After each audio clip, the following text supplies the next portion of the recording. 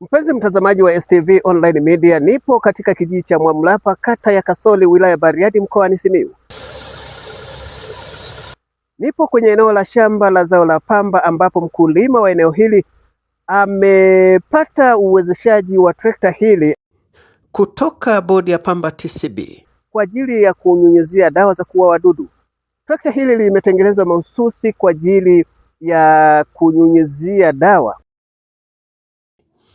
Haya ni mapinduzi makubwa ambayo hayajawahi kutokea hapa nchini Tanzania, ambapo sekta ya pamba sasa hivi kupitia mkurugenzi wake mkuu Malcolm Tunga inakuwa siku hadi siku, na serikali kupitia bodi ya pamba nchini Tanzania TCB inazidi kuimarisha zaidi masuala ya kiteknolojia katika kukabiliana na wadudu waharibifu wa zao la pamba.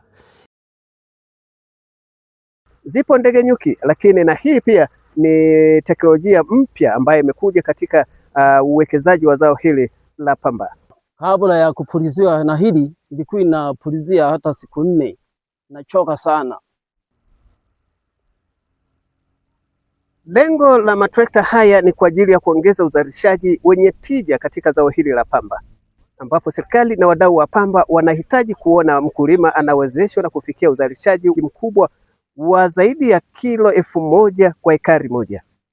Mimi ni Sitatuma na hii ni STV.